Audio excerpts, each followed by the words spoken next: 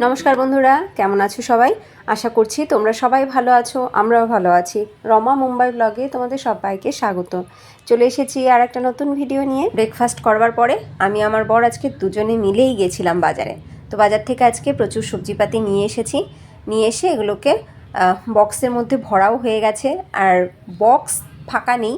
তো এইগুলো এখন প্লাস্টিকে করেই আমাকে রাখতে হবে। তো এখন সেগুলো সব গোছাবো। তো ভাবলাম তোমাদেরকেও একটু দেখাই। দেখো, দু রকমের বেগুন, বরবটি, সজনে ডাঁটা, লাউ, একটা খরবুজা, তার সাথে কুমড়ো, আরও অনেক কিছু নিয়ে এসেছি। শাক নিয়ে এসেছি, নোটের শাক। হলো আমার সারা সপ্তাহের বাজার। এখন এগুলোকে ঠিকঠাকভাবে অ্যারেঞ্জ করে ফ্রিজের মধ্যে রাখতে হবে। শাকসবজি ছাড়াও আজকে এনেছি চিকেন আমরা খুব একটা আনি না, তোমরা জানোই। যারা আমার ভিডিও দেখো, আমাদের খুব রেয়ার, ভীষণ রেয়ার আমাদের ঘরে চিকেন আসে। মাটন তো আসেই না, আমার ছেলে খুব একটা মটন পছন্দ করে না, ও মটন খেতেই চায় না। তো আজকে চিকেন আনার একটা মেন কারণ হচ্ছে, আমার এয়ার ফ্রায়ারের ভিডিওটাতে অনেকেই কমেন্ট করেছো চিকেন তন্দুরি বা চিকেন পকোড়া এগুলো নাকি এয়ার ফ্রায়ারে খুব ভালো হয়। তো শুনে আমাদের ভীষণ ইচ্ছে হয়েছে যে একবার আমরাও করে দেখি কেমন হয়। এবং সত্যি বলতে আমার বাবাইকে যখন বলেছি, বাবাই তো আর পারছে না থাকতে, বলছে মামা চিকেন আনো, চিকেন তন্দুরি করো। তো যাই হোক, আজকে সে চিকেন আনা হয়েছে। তো লেগ পিসগুলোকে সরিয়ে রেখে দিয়েছি, ওগুলো দিয়েই আজকে বানানো হবে তন্দুরি চিকেন। তো সেটা সন্ধ্যাবেলায় করবো স্ন্যাক্সে। আর এখন বাকি পুরো চিকেনটাই রান্না করব। তো প্রথমে একটা বাটির মধ্যে আমি টক দই নিয়েছি, তার ভেতরে একটু হলুদ, কাশ্মীরি রেড চিলি পাউডার আর চিকেন মশলা, এগুলো খুব ভালো করে ফেটিয়ে নিয়েছি। এইবার পুরো চিকেনটার মধ্যে দিয়ে দিলাম প্রথমে পেস্ট করা মশলা।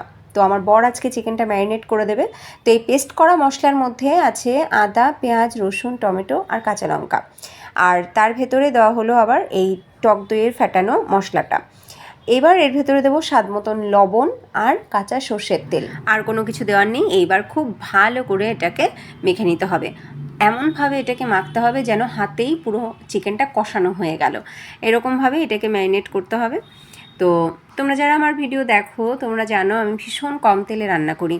আমি যে শুধু ডাল, শাকসবজি এগুলোই কম তেলে রান্না করি তা কিন্তু নয়, চিকেনটাও আমি খুবই কম তেলে রান্না করি। আর চিকেনের এই কম তেলে রান্না নিয়ে একটা দারুণ ইন্টারেস্টিং গল্প আছে, একটা রিয়েল গল্প, যেটা আমার সাথে হয়েছে। তো ভাবছি তোমাদের সাথে শেয়ার করি গল্পটা। আগে কখনো শেয়ার করেছি কিনা মনে নেই। যাই হোক, গল্পটা হলো এরকম। আমার বরের ট্রান্সফারেবল জব, এটা তোমরা জানোই যারা আমার ভিডিও আগে থেকে দেখো। এখন আপাতত আমরা মুম্বাইতে সেটেলড। তো যাই হোক, আমরা যখন গুজরাটে ছিলাম, গুজরাট থেকে আমাদের ট্রান্সফার হয়েছিল চেন্নাইতে। তো চেন্নাইতে আসার পরে ওখানে আমার বরেরই কয়েকজন কালিগস, তারা ওই একই জায়গার মধ্যেই আমরা থাকতাম, মানে ওই একই এরিয়া বা একই পাড়ার মধ্যে। এই বিল্ডিংয়ে একজন তো অন্য বিল্ডিংয়ে আর একজন, পাশাপাশি পায়ে হেঁটেই একজন আরেকজনের বাড়িতে যেতাম। এবং এরকম 4টে ফ্যামিলি আমরা কাছাকাছি থাকতাম। তো আমাদের এই 4জন লেডিসের মধ্যে বেশ ভালো একটা বন্ডিং ছিল।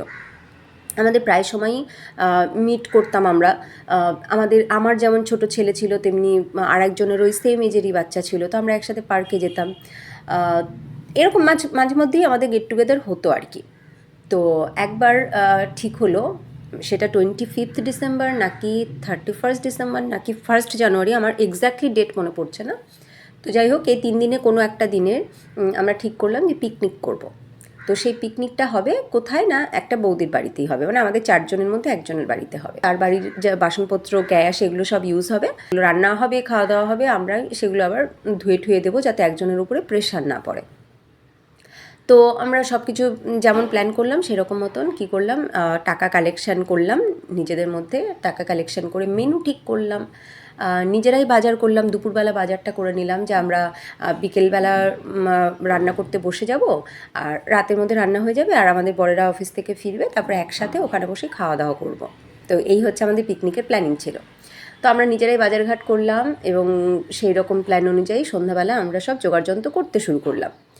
তো আমাদের মেনুতে ঠিক হয়েছিল একটা ভেজ পকোড়া হবে, তার সাথে হবে ফ্রাইড রাইস, একটা পনিরের আইটেম হবে, চিকেন হবে, আর তার সাথে হবে চাটনি পাঁপড়, এইগুলো।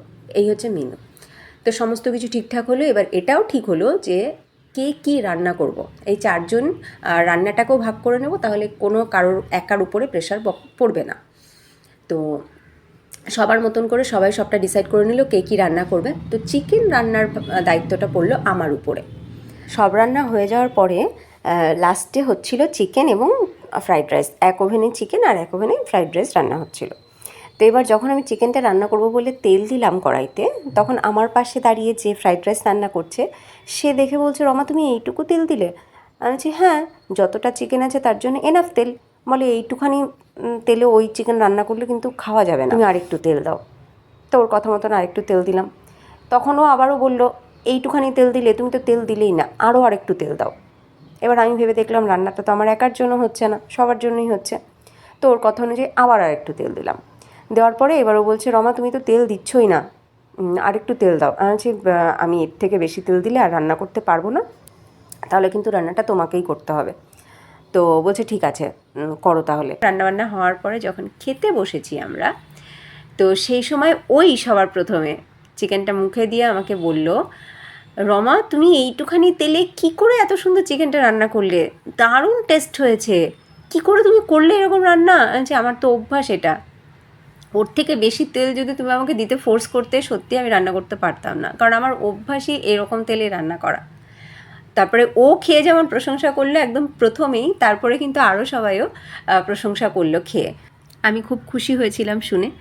তো প্রশংসা পেলে সবারই ভালো লাগে। তো আসলে বিষয়টা কী বলো তো, বিষয়টা হচ্ছে রান্নায় কখনো স্বাদ তেলে আসে না, তেলে রান্নার স্বাদ বাড়ে বা কমে না। রান্নার স্বাদ আসে শুধুমাত্র মশলাতে এবং যে রান্না করছে তার রান্নার স্টাইলে। অন্য কোনো কিছুই রান্নার স্বাদ বাড়াতে বা কমাতে পারে না, তেল তো একদমই নয়। তেল কখনোই কিন্তু খাবারের সাথে মিশে যায় না। যখন আমরা চিমনি পরিষ্কার করি বা এক্সস্ট ফ্যান পরিষ্কার করি, আমরা সেখান থেকে শুধুমাত্র তেল পাই। কেন পাই? কারণ তেল উবেই যেতে থাকে, এবং যত বেশি এক্সেস তেল থাকবে, যতটা উবে যেতে পারলো, যতটা পারলো না সব কিন্তু খাবারের সাথে রয়ে গেল, কিন্তু খাবারের সাথে মিশে থাকে না, তেল সবসময় আলাদাই থাকে। আর আমাদের শরীরও তেল হজম করতে পারে না। আমাদের খাবারের অন্যান্য নিউট্রিয়েন্টস সেটা আমাদের শরীরে অ্যাবজর্ব হয়, কিন্তু তেল কখনো হয় না। তেলটা কি হয়, কোলেস্টেরল রূপে বা ফ্যাটি লিভার রূপে আমাদের শরীরে জমতে থাকে এবং মারাত্মক ক্ষতি করে আমাদের শরীরের। কথায় কথায় অনেকগুলো জ্ঞান দিয়ে দিলাম তোমাদের, কিন্তু আমার এই কথাগুলো যদি তোমাদের মধ্যে কারো একজনেরও কাজে লাগে, সেটাই মনে করব আমি আমার ভিডিওর সার্থকতা। যাই হোক, খাওয়া দাওয়া হয়ে যাওয়ার পরে এইবার আমি বসছি একটা কাজ নিয়ে।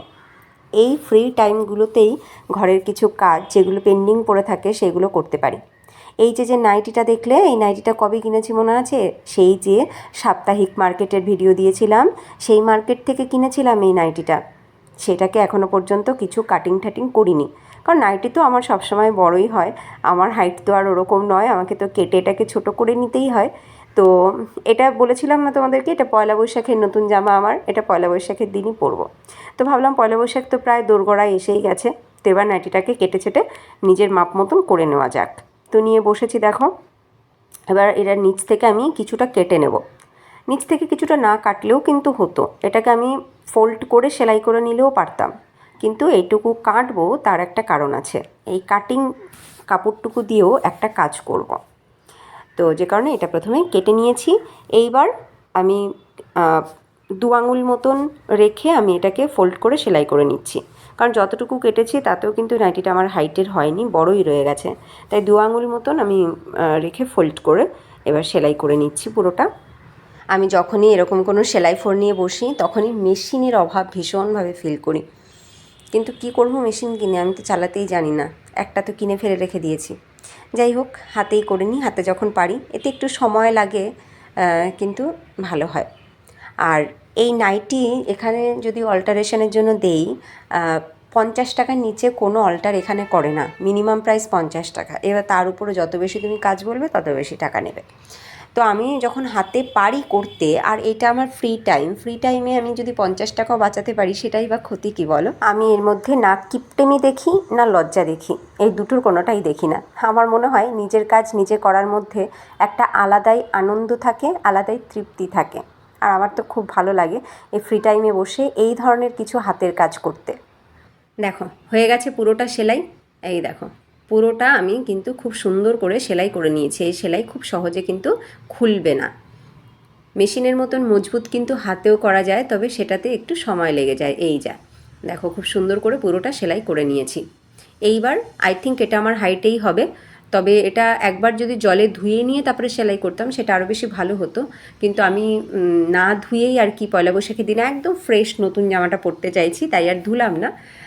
ওই দিন পরে দেখব, যদি মনে করি যে বড় রয়ে গেছে আবার ধোয়ার পরেও, তাহলে আবার আরেকটু সেলাই করে নিতে হবে আর একটা ফোল্ড দিয়ে। তো যাই হোক, এইবার এই যে কেটে রাখা কাপড়টা, এটা দিয়ে কি করব? এই কেটে রাখা কাপড়টাকেও যে জয়েন্টের জায়গাটা ছিল সেই জায়গাটাকে খুলে নিলাম। এইবার যে দিকটা থেকে কেটেছি সেই দিকটাকে ফোল্ড করে সেলাই করে নিচ্ছি, কারণ একদিকে তো সেলাই অলরেডি করাই আছে, সেটা নাইটির ঝুল ছিল নিচের দিকটা। তো যে দিক থেকে কেটেছি সেই দিকটা হাতে একটু মুড়ে সেলাই করে নিচ্ছি প্রথমে। এই পুরোটা সেলাই হয়ে যাওয়ার পরে এই কাপড়টা দিয়ে আমি যেটা করতে চাইছি সেটা হলো, এই যে নাইটিটার দেখতে পাচ্ছ যে পাইপিং বসানো গোল করে যে ডিজাইনটা করা একদম ফ্রন্টের সামনে, তো সেই পাইপিনের পাশ থেকে আমি চাইছি গোল করে এই কাপড়টা দিয়ে ঝোলপি লাগাতে, মানে কুচি কুচি কুচি করে সেলাই করে নেব। এই যে আমি সেলাই করতে শুরু করে দিয়েছি, দেখো এই যে ঠিক পাইপিনের পাশ থেকে আমি এই কাপড়টাকে বসিয়ে কুচি দিয়ে দিয়ে সেলাই করে নিচ্ছি। এতে খুব সুন্দর একটা ডিজাইনার নাইটির লুক আসবে। এগুলো কিন্তু আমি আগে করতাম, মানে আগে তো আমার কাকি করে দিত বিয়ের আগে। যে নাইটি কিনতাম সেটা থেকে এরকম কেটে ছেটে আমাকে প্রথমে আমার ফিটিংয়ে করে দিয়ে, আমার হাইটে করে দিয়ে, এবার যে বাড়তি কাপড়গুলো কাটা হতো সেইগুলো দিয়ে এরকম ডিজাইন করে দিত কাকি আমাকে। আর কি সুন্দর লাগতো দেখতে নাইটিগুলো। বাকি সবাই নাইটি পরতো আর আমিও পরতাম, আমার নাইটির দিকে সবাই তাকিয়ে থাকতো, বলতো তোর নাইটিগুলোতে এত সুন্দর ডিজাইন, কোথা থেকে কিনিস এই নাইটি? আমি বলতাম এগুলো তো কাকি বানিয়ে দিয়েছে। তো যেহেতু আমার ওটা একটা প্লাস পয়েন্ট যে আবার নিচ থেকে অনেকটা কেটে বাদই দিতে হয়, সেই কাটা কাপড় দিয়েই কাকি ওগুলো মেশিনে আমাকে খুব সুন্দর করে সেলাই করে দিত। তো আমার কাছে মেশিন নেই, হাতে করলাম, সেই সেম কাজই করলাম। এই দেখো পুরোটা কিন্তু করা হয়ে গেছে, তোমাদেরকে আমি দেখাবো কি সুন্দর লাগছে দেখতে। যদিও আমার এই নাইটিটার যে প্রিন্ট কালার তাতে বোঝা যাচ্ছে না ভালো করে যে আমি কি করেছি, কিন্তু তবুও আমি তোমাদেরকে বোঝানোর চেষ্টা করছি। দাঁড়াও, এই যে সেলাই হয়ে গেছে, এই দেখো ব্যাক সাইডটা দেখতে পাচ্ছ, এই যে আমি কিন্তু পুরোটা হাতে রান ফোর দিয়েই সেলাই করে নিয়েছি, আর কালো রঙের সুতো দিয়ে করেছি, কিচ্ছু বোঝা যাচ্ছে না, মানে সোজা দিকটাতে কিছু বোঝাই যাচ্ছে না। এই যে উল্টো দিকটাতেই তোমাদেরকে আমি দেখাচ্ছি সেলাইটা, দেখো এই যে করে নিয়েছি সেলাই, হাতে বেশ ভালো মজবুত করে সেলাই করে নিলাম। এটা কিন্তু সহজে খুলবে না, ছিঁড়ে ফেটে যাবে না। তো এবার তোমাদেরকে পুরো জিনিসটা দেখাই যে কি করলাম আমি। এই দেখো, এই যে সামনেটা, এই যে পাইপিনের পাশ থেকে এই যে ঝোলপি লাগিয়ে নিয়েছি, সামনে থেকে দেখতে কিন্তু ভারী সুন্দর লাগছে দেখতে। যতটা কাপড় আমি নিচ থেকে কেটেছি পুরোটাই এখানে সেলাই করে দিয়েছি, একটু কেটে ছেটে কিন্তু আর বাদ দেইনি, পুরোটাই আছে এখানে, একটু এক্সট্রাও দরকার পড়েনি। পুরো কাপড়টাতে খুব সুন্দর করে কুচি দিয়ে কিন্তু সেলাই হয়ে গেছে। তোমরাও যারা এরকমভাবে নাইটি নিচ থেকে কেটে ছোট করো তারা এরকম ডিজাইন করে নিও, দেখো খুব সুন্দর লাগবে দেখতে। আর আমার এই কাজটা কেমন হলো অবশ্যই কিন্তু কমেন্টে প্রত্যেকে জানিও। হয়ে গেল আমার সেলাই, দেখো বেশ সুন্দর হয়েছে কিন্তু ঝালরটা আমার তো বেশ পছন্দ হয়েছে। হাতে একটু সময় লাগলো করতে, কিন্তু হয়ে গেল। নিচটাও সেলাই করে নিয়েছি, আর এটা পয়লা বৈশাখের দিন নতুন পরবো, পরে তারপরে ধুয়ে আমি দেখবো ঠিক কতটা ঢলঢলা রয়েছে। যদি তখন মনে হয় তখন আমি সাইড থেকে একটু মেরে নেব, নইলে এখন আর আমি মারবো না। নিজের হাতে সেলাই করে নিলাম, ফ্রি টাইমটাকে কাজে লাগিয়ে করে নিলাম সেলাইটা। তো চলো এবার সন্ধ্যা আরতি দেখাই, তারপরে একটা স্ন্যাক্স বানানোর আছে। এইবার বানাবো চিকেন তন্দুরি, যার জন্য ওই যে লেগ পিসগুলোকে আলাদা করে রেখে দিয়েছিলাম, আরও তার সাথে 2 পিস রেখে দিয়েছি। তো সেগুলো দিয়ে এখন তন্দুরি চিকেন বানাবো। তো সবাই বলেছে এয়ার ফ্রায়ার নাকি খুব ভালো হয়, তো আজকে প্রথমবার আমরা এয়ার ফ্রায়ারে চিকেন ট্রাই করতে চলেছি। তো প্রথমে আমি একটুখানি টক দই নিয়েছি, তার ভেতরে একটুখানি আদা রসুনের পেস্ট আর একটু হাঁড়ি চাটনি নিয়েছি, ধনেপাতার চাটনি, আর তার সাথে নিয়েছি আমি স্বাদ মতন লবণ এবং চিকেন মশলা, সব একসাথে খুব ভালো করে ফেটিয়ে নিচ্ছি। এইবার চিকেনের পিসগুলোকে একে একে এই মশলার মধ্যে নিয়ে নিচ্ছি। এই পিসগুলোকে কিন্তু খুব ভালো করে একটু কেটে নিয়েছি, যাতে মশলা অথবা নুন ঝাল চিকেনের মধ্যে খুব ভালোভাবে ঢোকে। এবার খুব ভালোভাবে সব মাখিয়ে নেব। খুব সুন্দর করে ম্যারিনেশন হয়ে গেছে। এইবার আমি এটাকে 5 মিনিটের জন্য একটু রেস্টে রাখবো। যতক্ষণ এটা রেস্টে থাকবে ততক্ষণ ওদিকে এয়ার ফ্রায়ারটাকে একটু প্রিহিট করে নিই। এয়ার ফ্রায়ারও প্রিহিট হয়ে গেছে, চিকেনও বেশ ভালোভাবে ম্যারিনেটেড হয়ে গেছে। এইবার আমি এই ম্যারিনেটেড চিকেন দিয়ে দিচ্ছি এই এয়ার ফ্রায়ারের মধ্যে। আমি 180 ডিগ্রিতে 20 মিনিটের জন্য দিচ্ছি এটাকে। দেখা যাক কেমন হয়। সবাই কিন্তু বলেছে চিকেন নাকি খুব ভালো হয়, আমরা তো প্রথমবার ট্রাই করছি। 20 মিনিট ডান, মেশিন টাং করে একটা শব্দ করেছে। এবার আমরা খুলে নিয়েছি, বাবাই খুললো, বাবাই ভীষণ এক্সাইটেড জন্য হয়েছে কিনা। তো সিরিয়াসলি তোমরাই নিজেরাই দেখো কি দারুণ হয়েছে, কি দারুণ হয়েছে। প্রথম 10 মিনিট হওয়ার পরে আমি একবার উল্টে দিয়েছিলাম। তো এবার পাক্কা 20 মিনিটস পরে আমরা তুলে নিচ্ছি। একদম গরম রয়েছে, একদম গরম। তো আমি আজকে স্টিলের প্লেটেই এটাকে সার্ভ করছি কারণ খুবই গরম রয়েছে।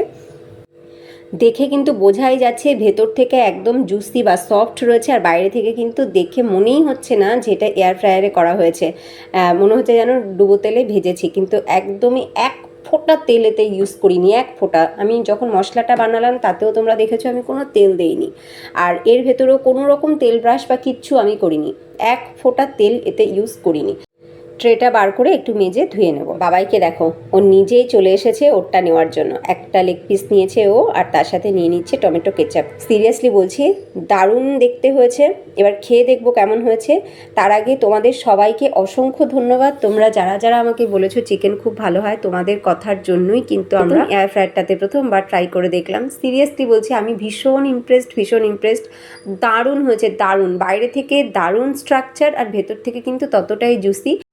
যাই হোক, চলো এবার আমরা আমাদের এত সুন্দর বিনা তেলে তৈরি তন্দুরি চিকেন এনজয় করি। আর ভিডিওটা এখানেই এন্ড করছি। তোমাদের ভিডিওটা কেমন লাগলো অবশ্যই কমেন্টে জানিও। ভিডিওটা ভালো লাগলে লাইক করো, নতুন বন্ধুরা ভালো লাগলে লাইক করে সাবস্ক্রাইব করে সাথে থেকো। দেখা হবে নেক্সট ভিডিওতে। ততক্ষণ তোমরা সবাই ভালো থেকো, সুস্থ থেকো। টাটা।